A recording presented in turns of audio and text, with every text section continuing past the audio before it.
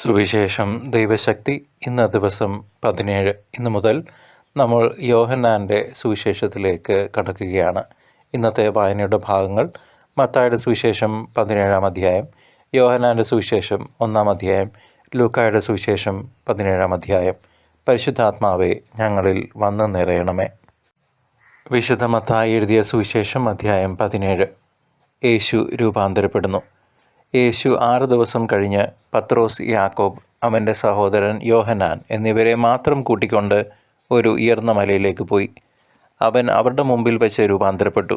അവൻ്റെ മുഖം സൂര്യനെപ്പോലെ വെട്ടിത്തിളങ്ങി. അവൻ്റെ വസ്ത്രം പ്രകാശം പോലെ ധവളമായി. മോശയും ഏലിയായും അവനോട് സംസാരിക്കുന്നതായി അവർ കണ്ടു.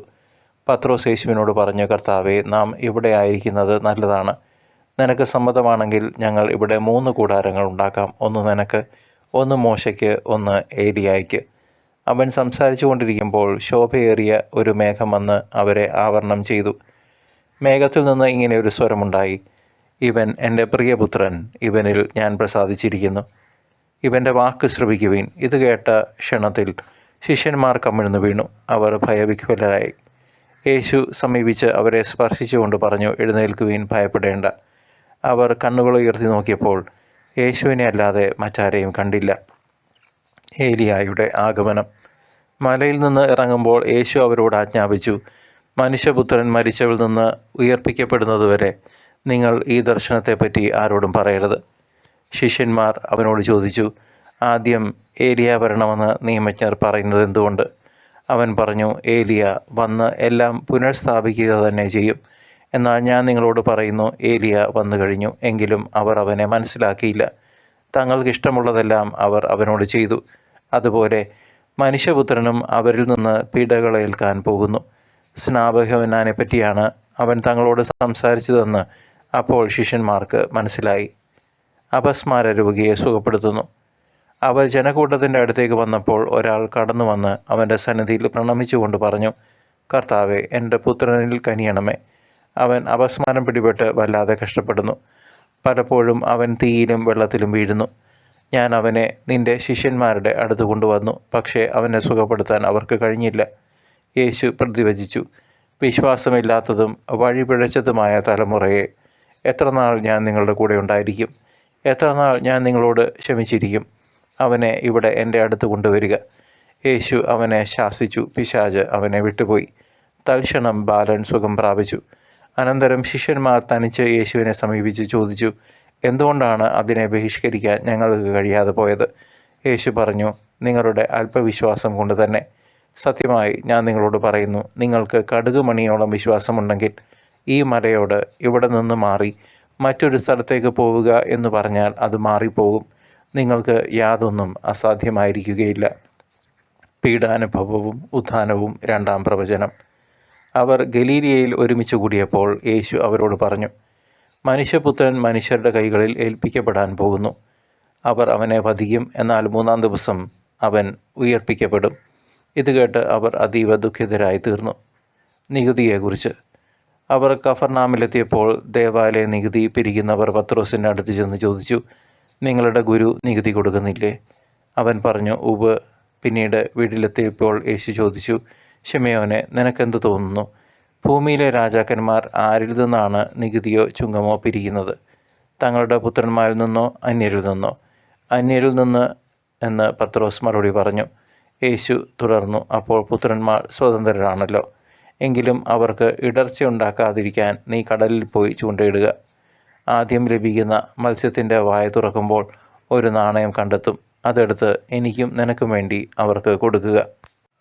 വിശുദ്ധ യോഹന്നാൻ എഴുതിയ സുവിശേഷം അധ്യായം 1. വചനം മനുഷ്യനായി. ആദിയിൽ വചനമുണ്ടായിരുന്നു. വചനം ദൈവത്തോടു കൂടെയായിരുന്നു. വചനം ദൈവമായിരുന്നു. അവൻ ആദിയിൽ ദൈവത്തോടു കൂടെയായിരുന്നു. സമസ്തവും അവനിലൂടെ ഉണ്ടായി. ഒന്നും അവനെ കൂടാതെ ഉണ്ടായിട്ടില്ല. അവനിൽ ജീവനുണ്ടായിരുന്നു. ആ ജീവൻ മനുഷ്യരുടെ വെളിച്ചമായിരുന്നു. ആ വെളിച്ചം ഇരുളിൽ പ്രകാശിക്കുന്നു. അതിനെ കീഴടക്കാൻ ഇരുളിന് കഴിഞ്ഞില്ല. ദൈവം അയച്ച ഒരു മനുഷ്യനുണ്ടായിരുന്നു. അവൻ്റെ പേര് യോഹന്നാൻ എന്നാണ്. അവൻ സാക്ഷ്യത്തിനായി വന്നു, വെളിച്ചത്തിന് സാക്ഷ്യം നൽകാൻ.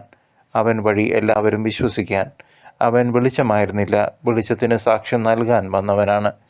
എല്ലാ മനുഷ്യരെയും പ്രകാശിപ്പിക്കുന്ന യഥാർത്ഥ വെളിച്ചം ലോകത്തിലേക്ക് വരുന്നുണ്ടായിരുന്നു. അവൻ ലോകത്തിലായിരുന്നു. ലോകം അവനിലൂടെ സൃഷ്ടിക്കപ്പെട്ടു, എങ്കിലും ലോകം അവനെ അറിഞ്ഞില്ല. അവൻ സ്വജനത്തിൻ്റെ അടുത്തേക്ക് വന്നു, എന്നാൽ അവർ അവനെ സ്വീകരിച്ചില്ല. തന്നെ സ്വീകരിച്ചവർക്കെല്ലാം, തൻ്റെ നാമത്തിൽ വിശ്വസിക്കുന്നവർക്കെല്ലാം ദൈവമക്കളാകാൻ അവൻ കഴിവ് നൽകി. അവർ ജനിച്ചത് രക്തത്തിൽ നിന്നോ ശാരീരിക അഭിലാഷത്തിൽ നിന്നോ പുരുഷൻ്റെ ഇച്ഛയിൽ നിന്നോ അല്ല, ദൈവത്തിൽ നിന്നത്രേ. വചനം മാംസമായി നമ്മുടെ ഇടയിൽ വസിച്ചു, അവൻ്റെ മഹത്വം നമ്മൾ ദർശിച്ചു. കൃപയും സത്യവും നിറഞ്ഞതും പിതാവിൻ്റെ ഏകജാതൻ്റേതുമായ മഹത്വം. യോഹന്നാൻ അവന് സാക്ഷ്യം നൽകിക്കൊണ്ട് വിളിച്ചു പറഞ്ഞു, ഇവനെ പറ്റിയാണ് ഞാൻ പറഞ്ഞത്. എൻ്റെ പിന്നാലെ വരുന്നവൻ എന്നേക്കാൾ വലിയവനാണ്, കാരണം എനിക്ക് മുമ്പ് തന്നെ അവനുണ്ടായിരുന്നു. അവൻ്റെ പൂർണ്ണതയിൽ നിന്ന് നാം എല്ലാം കൃപയ്ക്ക് മേൽ കൃപ സ്വീകരിച്ചിരിക്കുന്നു. എന്തുകൊണ്ടെന്നാൽ നിയമം മോശ വഴി നൽകപ്പെട്ടു, കൃപയും സത്യവുമാകട്ടെ യേശുക്രിസ്തു വഴി ഉണ്ടായി. ദൈവത്തെ ആരും ഒരിക്കലും കണ്ടിട്ടില്ല. പിതാവുമായി ഗാഢബന്ധം പുലർത്തുന്ന ദൈവം തന്നെയായ ഏകജാതനാണ് അവിടുത്തെ വെളിപ്പെടുത്തിയത്. സ്നാപക യോഹന്നാൻ്റെ സാക്ഷ്യം. നീ ആരാണ് എന്ന് ചോദിക്കാൻ യഹൂദർ ജെറുസലേമിൽ നിന്ന് പുരോഹിതന്മാരെയും ലേവ്യരെയും അയച്ചപ്പോൾ യോഹന്നാൻ്റെ സാക്ഷ്യം ഇതായിരുന്നു: ഞാൻ ക്രിസ്തുവല്ല. അവൻ അസന്നിഗ്ധമായി പ്രഖ്യാപിച്ചു. അവർ ചോദിച്ചു, എങ്കിൽ പിന്നെ നീ ആരാണ്? ഏലിയായോ? അല്ല എന്ന് അവൻ പ്രതിവചിച്ചു. അവർ വീണ്ടും ചോദിച്ചു, എങ്കിൽ നീ പ്രവാചകനാണോ? അല്ല എന്ന് അവൻ മറുപടി നൽകി. അവർ വീണ്ടും ചോദിച്ചു, അങ്ങനെയെങ്കിൽ നീ ആരാണ്? ഞങ്ങളെ അയച്ചവർക്ക് ഞങ്ങൾ എന്ത് മറുപടി കൊടുക്കണം? നിന്നെക്കുറിച്ച് തന്നെ നീ എന്തു പറയുന്നു? അവൻ പറഞ്ഞു, ഏശയ്യ ദീർഘദർശി പ്രവചിച്ചതുപോലെ, കർത്താവിൻ്റെ വഴികൾ നേരെയാക്കുവീൻ എന്ന് മരുഭൂമിയിൽ വിളിച്ചു പറയുന്നവൻ്റെ ശബ്ദമാണ് ഞാൻ. ഫരിസേയരാണ് അവരെ അയച്ചത്. അവർ അവനോട് ചോദിച്ചു, നീ ക്രിസ്തുവോ ഏലിയായോ പ്രവാചകനോ അല്ലെങ്കിൽ പിന്നെ സ്നാനം നൽകാൻ കാരണമെന്ത്? യോഹന്നാൻ പറഞ്ഞു, ഞാൻ ജലം കൊണ്ട് സ്നാനം നൽകുന്നു, എന്നാൽ നിങ്ങളറിയാത്തൊരുവൻ നിങ്ങളുടെ മധ്യ നിൽപ്പുണ്ട്.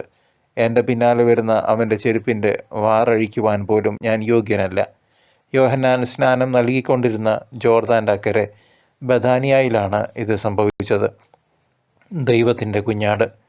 അടുത്ത ദിവസം യേശു തൻ്റെ അടുത്തേക്ക് വരുന്നത് കണ്ട് അവൻ പറഞ്ഞു, ഇതാ ലോകത്തിൻ്റെ പാപം നീക്കുന്ന ദൈവത്തിൻ്റെ കുഞ്ഞാട്. എൻ്റെ പിന്നാലെ വരുന്നവൻ എന്നേക്കാൾ വലിയവനാണെന്ന് ഞാൻ പറഞ്ഞത് ഇവനെ പറ്റിയാണ്. കാരണം എനിക്ക് മുമ്പ് തന്നെ ഇവനുണ്ടായിരുന്നു. ഞാനും ഇവനെ അറിഞ്ഞിരുന്നില്ല.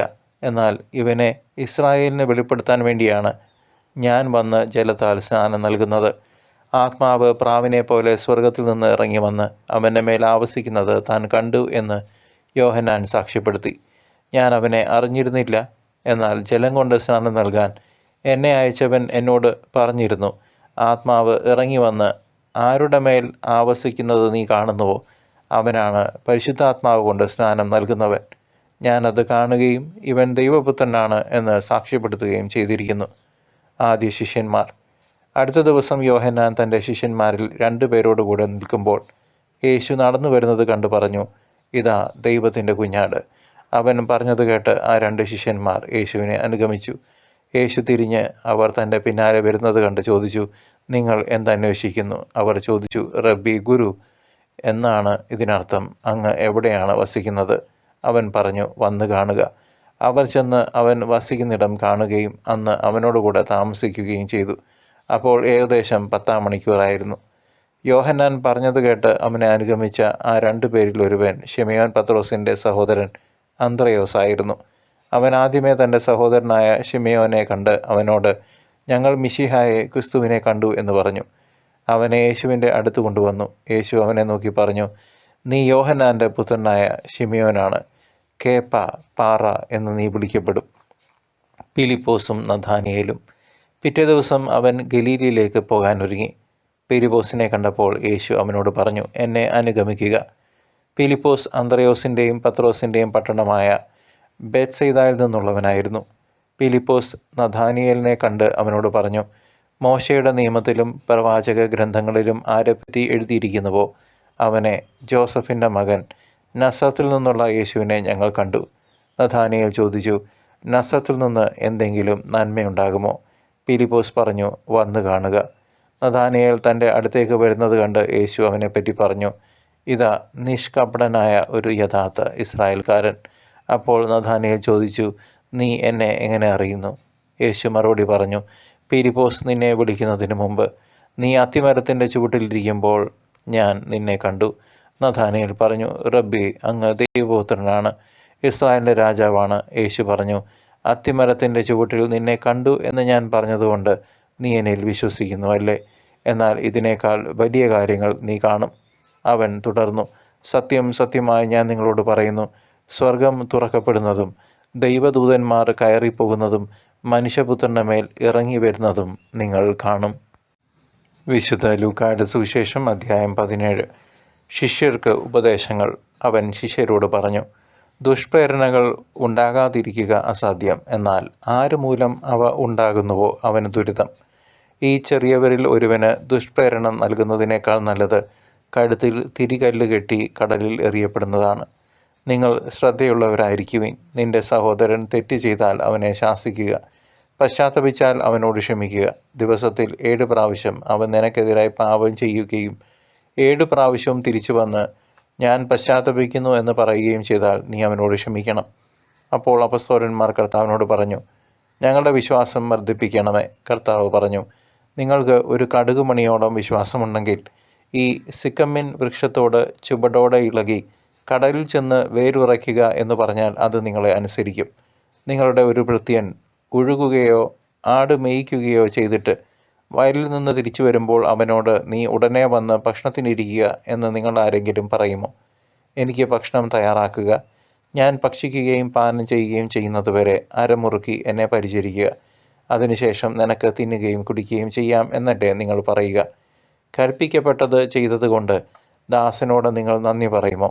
ഇതുപോലെ തന്നെ നിങ്ങളും കൽപ്പിക്കപ്പെട്ടവയെല്ലാം ചെയ്തതിന് ശേഷം ഞങ്ങൾ പ്രയോജനമില്ലാത്ത ദാസന്മാരാണ്, കടമ നിർവഹിച്ചതേയുള്ളൂ എന്ന് പറയുവിൻ. 10 കുഷ്ഠരോഗികൾ. ജെറുസലേമിലേക്കുള്ള യാത്രയിൽ അവൻ സമരിയായിക്കും ഗലീലിക്കും മധ്യേ കടന്നു പോവുകയായിരുന്നു. അവൻ ഒരു ഗ്രാമത്തിൽ പ്രവേശിച്ചപ്പോൾ അകലെ നിന്നിരുന്ന 10 കുഷ്ഠരോഗികൾ അവനെ കണ്ടു. അവർ സ്വരമുയർത്തി, യേശുവേ, ഗുരു, ഞങ്ങളിൽ കനിയണമേ എന്നപേക്ഷിച്ചു. അവരെ കണ്ടപ്പോൾ അവൻ പറഞ്ഞു, പോയി നിങ്ങളെ തന്നെ പുരോഹിതന്മാർക്ക് കാണിച്ചു കൊടുക്കുവിൻ. പോകും വഴി അവർ സുഖം പ്രാപിച്ചു. അവരിൽ ഒരുവൻ താൻ രോഗവിമുക്തനായി എന്ന് കണ്ട് ഉച്ചത്തിൽ ദൈവത്തെ സ്തുതിച്ചുകൊണ്ട് തിരിച്ചു വന്നു. അവൻ യേശുവിൻ്റെ കാൽക്കൽ സാഷ്ടാംഗം പ്രണമിച്ച് നന്ദി പറഞ്ഞു. അവൻ ഒരു സമരിയാക്കാരനായിരുന്നു. യേശു ചോദിച്ചു, 10 പേരല്ലേ സുഖപ്പെട്ടത്? ബാക്കി 9 പേർ എവിടെ? ഈ വിജാതീയനല്ലാതെ മറ്റാർക്കും തിരിച്ചു വന്ന് ദൈവത്തെ മഹത്വപ്പെടുത്തണം എന്ന് തോന്നിയില്ലേ? അനന്തരം യേശു അവനോട് പറഞ്ഞു, എഴുന്നേറ്റ് പൊയ്ക്കൊള്ളുക, നിന്റെ വിശ്വാസം നിന്നെ രക്ഷിച്ചിരിക്കുന്നു. മനുഷ്യപുത്രൻ്റെ ആഗമനം. ദൈവരാജ്യം എപ്പോഴാണ് വരുന്നത് എന്ന് ഫരിസേയർ ചോദിച്ചതിന് അവൻ മറുപടി പറഞ്ഞു, പ്രത്യക്ഷമായ അടയാളങ്ങളോടുകൂടെയല്ല ദൈവരാജ്യം വരുന്നത്. ഇതാ ഇവിടെ, അതാ അവിടെ എന്ന് ആരും പറയുകയുമില്ല. എന്തെന്നാൽ ദൈവരാജ്യം നിങ്ങളുടെ ഇടയിൽ തന്നെയുണ്ട്. അവൻ ശിഷ്യരോട് പറഞ്ഞു, മനുഷ്യപുത്രൻ്റെ ദിവസങ്ങളിൽ ഒന്ന് കാണാൻ നിങ്ങൾ ആഗ്രഹിക്കുന്ന സമയം വരും, എന്നാൽ നിങ്ങൾ കാണുകയില്ല. അതാ അവിടെ, ഇതാ ഇവിടെ എന്ന് അവർ നിങ്ങളോട് പറയും. നിങ്ങൾ പോകരുത്, അവരെ നിങ്ങൾ അനുഗമിക്കുകയും അരുത്. ആകാശത്തിൻ്റെ ഒരറ്റത്തു നിന്ന് മറ്റേ അറ്റത്തേക്ക് പായുന്ന മിന്നൽ പിണർ പ്രകാശിക്കുന്നത് പോലെയായിരിക്കും തൻ്റെ ദിവസത്തിൽ മനുഷ്യപുത്രനും. എന്നാൽ ആദ്യമേ അവൻ വളരെ കഷ്ടതകൾ സഹിക്കുകയും ഈ തലമുറയാൽ ഉപേക്ഷിക്കപ്പെടുകയും ചെയ്യേണ്ടിയിരിക്കുന്നു. നോഹയുടെ ദിവസങ്ങളിൽ സംഭവിച്ചതെങ്ങനെയോ അങ്ങനെയായിരിക്കും മനുഷ്യപുത്രൻ്റെ ദിവസങ്ങളിലും. നോഹ പെട്ടകത്തിൽ പ്രവേശിക്കുകയും ജലപ്രളയം വന്ന് സകലതും നശിപ്പിക്കുകയും ചെയ്തതുവരെ അവർ തിന്നും കുടിച്ചും വിവാഹം ചെയ്തു കൊടുത്തും കഴിഞ്ഞിരുന്നു. ലോത്തിൻ്റെ നാളുകളിലും അങ്ങനെ തന്നെയായിരുന്നു. അവർ തിന്നുകയും കുടിക്കുകയും വാങ്ങുകയും വിൽക്കുകയും നടുകയും വീട് പണിയുകയും ചെയ്തുകൊണ്ടിരുന്നു. പക്ഷേ ലോത്ത് സോതോമിൽ നിന്ന് ഓടിപ്പോയ ദിവസം സ്വർഗത്തിൽ നിന്ന് തീയും ഗന്ധകവും പെയ്ത് അവയെല്ലാം നശിപ്പിച്ചു. ഇപ്രകാരം തന്നെയായിരിക്കും മനുഷ്യപുത്രൻ വെളിപ്പെടുന്ന ദിവസത്തിലും. ആ ദിവസം പുരമുകളിൽ ആയിരിക്കുന്നവൻ വീട്ടിനകത്തുള്ള തൻ്റെ സാധനങ്ങൾ എടുക്കാൻ താഴേക്ക് ഇറങ്ങിപ്പോകരുത്. അതുപോലെ തന്നെ വയലിൽ ആയിരിക്കുന്നവനും പിന്നിലുള്ളവയിലേക്ക് തിരിയരുത്. ലോത്തിൻ്റെ ഭാര്യയ്ക്ക് സംഭവിച്ചത് ഓർമ്മിക്കുക. തൻ്റെ ജീവൻ നിലനിർത്താൻ പരിശ്രമിക്കുന്നവൻ അത് നഷ്ടപ്പെടുത്തും, എന്നാൽ തൻ്റെ ജീവൻ നഷ്ടപ്പെടുത്തുന്നവൻ അത് നിലനിർത്തും. ഞാൻ നിങ്ങളോട് പറയുന്നു, അന്ന് രാത്രി ഒരു കട്ടിലിൽ 2 പേരുണ്ടായിരിക്കും. ഒരാൾ എടുക്കപ്പെടും, മറ്റേയാൾ അവശേഷിക്കും. 2 സ്ത്രീകൾ ഒരുമിച്ച് ധാന്യം പൊടിച്ചുകൊണ്ടിരിക്കും. ഒരുവൾ എടുക്കപ്പെടും, മറ്റവൾ അവശേഷിക്കും. കർത്താവെ, എവിടേക്ക് എന്നവർ ചോദിച്ചു. അവൻ പറഞ്ഞു, ശവം എവിടെയോ അവിടെ കഴുകന്മാർ വന്നുകൂടും. പ്രിയ ദൈവജനമേ, വിശുദ്ധ മത്തായി 17-ാം അധ്യായത്തിൽ യേശുവിൻ്റെ രൂപാന്തരീകരണത്തിലൂടെ അവിടുത്തെ ദൈവപുത്ര സ്ഥാനം വെളിപ്പെടുത്തി നമുക്ക് തരുന്നു. മലമുകളിൽ വെച്ച് മോശയ്ക്കും ഏലിയായിക്കുമൊപ്പം തേജസ്സോടെ കാണപ്പെട്ട ക്രിസ്തു പഴയ നിയമത്തിലെ നിയമത്തിൻ്റെയും പ്രവചനങ്ങളുടെയും പൂർത്തീകരണമാണെന്ന് ഈ ഭാഗം നമ്മെ ഓർമ്മിപ്പിക്കുന്നു. ഇവൻ എൻ്റെ പ്രിയപുത്രൻ, ഇവനിൽ ഞാൻ പ്രീതനായിരിക്കുന്നു, ഇവനെ ചെവി കൊടുക്കുവീൻ എന്ന പിതാവായ ദൈവത്തിൻ്റെ അശരീരി നാം ക്രിസ്തുവിനെ അനുഗമിക്കേണ്ടതിൻ്റെ ആവശ്യകത ഊന്നി പറയുന്നു. കഷ്ടാനുഭവങ്ങൾക്കും മരണത്തിനുമപ്പുറം മഹത്വത്തിൻ്റെ ഒരു പ്രഭാതം ഉണ്ടെന്ന പ്രത്യാശയാണ് ഈ വചനം നമുക്ക് നൽകുന്നത്. വിശുദ്ധ യോഹന്നാൻ 1-ാം അധ്യായം വചനമായ ദൈവത്തെയും അവിടുത്തെ മനുഷ്യാവതാരത്തെയും കുറിച്ചുള്ള ആഴമായ ഉൾക്കാഴ്ച നമുക്ക് നൽകുന്നു. ആദിയിൽ ദൈവത്തോടൊപ്പമായിരുന്ന വചനം മാംസമായി നമ്മുടെ ഇടയിൽ വസിച്ചുവെന്നും അവിടുത്തെ സ്വീകരിച്ചവർക്കെല്ലാം ദൈവമക്കളാകാനുള്ള അധികാരം നൽകിയെന്നും നാം ഇവിടെ വായിക്കുന്നു. സ്നാപയോഹന്നാൻ സാക്ഷ്യപ്പെടുത്തിയതുപോലെ ലോകത്തിൻ്റെ പാപങ്ങൾ നീക്കുന്ന ദൈവത്തിൻ്റെ കുഞ്ഞാടാണ് ഈശോ. അന്ധകാരത്തിൽ പ്രകാശിക്കുന്ന ആ വെളിച്ചത്തെ ജീവിതത്തിലേക്ക് സ്വീകരിക്കാൻ ഈ വചനം നമ്മെ ആഹ്വാനം ചെയ്യുന്നു. വിശുദ്ധ ലൂക്ക 17-ാം അധ്യായത്തിൽ ദൈവരാജ്യത്തിൻ്റെ ആഗമനത്തെക്കുറിച്ചും വിശ്വാസത്തിൻ്റെ പ്രാധാന്യത്തെക്കുറിച്ചും യേശു പഠിപ്പിക്കുന്നു. ദൈവരാജ്യം നമ്മുടെ ഇടയിൽ തന്നെയുണ്ടെന്നും നന്ദിയുള്ള ഹൃദയത്തോടെ അവിടുത്തെ സമീപിക്കണമെന്നും 10 കുഷ്ഠരോഗികളുടെ സൗഖ്യത്തിലൂടെ ഈശോ വ്യക്തമാകുന്നു. മനുഷ്യപുത്രൻ്റെ വെളിപ്പെടുത്തലിൻ്റെ ദിവസം അപ്രതീക്ഷിതമായിരിക്കുമെന്നും ലോകമോഹങ്ങളിൽ മുഴുകി നോഹയുടെ കാലത്തെയോ ലോകത്തിൻ്റെ കാലത്തെയോ പോലെ നാം ജാഗ്രതയില്ലാത്തവരാകരുത് എന്നും നമുക്ക് മുന്നറിയിപ്പ് നൽകുന്നു. വിശ്വസ്തയോടെയും പ്രാർത്ഥനയോടെയും അവിടുത്തെ കാത്തിരിക്കാൻ ഈ വചനങ്ങൾ നമ്മെ ഒരുക്കട്ടെ. ഈ വചനഭാഗങ്ങളെല്ലാം വിരൽ ചൂണ്ടുന്നത് ഒറ്റ വ്യക്തിയിലേക്കാണ്, നമ്മുടെ രക്ഷകനായ യേശു ക്രിസ്തുവിലേക്ക്. രൂപാന്തരീകരണത്തിലെ മഹത്വവും വചനത്തിൻ്റെ മനുഷ്യാവതാരവും ദൈവരാജ്യത്തിൻ്റെ സാന്നിധ്യവും ഒരേ സത്യത്തിൻ്റെ വിവിധ വശങ്ങളാണ്. നമ്മുടെ പാപങ്ങൾക്കായി മരിക്കുകയും ഉയിർത്തെഴുന്നേൽക്കുകയും ചെയ്ത കർത്താവ് വീണ്ടും മഹത്വത്തോടെ വരാനിരിക്കുന്നു. അത് തീർച്ചയായും ആ വലിയ ഒരു സംഭവം നടക്കാനിരിക്കുന്നതേ ഉള്ളൂ. അത് നടക്കുക തന്നെ ചെയ്യും. വേദപുസ്തകത്തിലെ ഒരു വാക്കും അങ്ങോട്ടും ഇങ്ങോട്ടും വ്യത്യാസമില്ലാതെ നിറവേറപ്പെടും എന്ന് വേദപുസ്തകം തന്നെ സാക്ഷ്യപ്പെടുത്തുന്നു. ചരിത്രവും അതിന് സാക്ഷ്യമാണ്. അവിടുത്തെ 2-ാം വരവിനായി ഒരുക്കമുള്ള ഹൃദയത്തോടെ നാം കാത്തിരിക്കണം. ആത്മീയ ജാഗ്രതയോടെയും പ്രാർത്ഥനയോടെയും ജീവിച്ചുകൊണ്ട് കർത്താവ് വരുമ്പോൾ അവിടുത്തെ എതിരേൽക്കാൻ നമുക്കും സജ്ജരാകാം. അബ്രഹാത്തിൻ്റെയും ഇസഹാക്കിൻ്റെയും യാക്കോബിൻ്റെയും ദൈവം അവിടുത്തെ തിരുക്കുമാരൻ്റെ തിരുരക്തത്താൽ നിങ്ങളെയും നിങ്ങളുടെ ജീവിതാവസ്ഥയും നിങ്ങളുടെ കുടുംബങ്ങളെയും കഴുകി വിശുദ്ധീകരിച്ച് പരിശുദ്ധാത്മാഭിഷേകത്താൽ നിറയ്ക്കട്ടെ. പിതാവിൻ്റെയും പുത്രൻ്റെയും പരിശുദ്ധാത്മാവിൻ്റെയും നാമത്തിൽ ആമേൻ.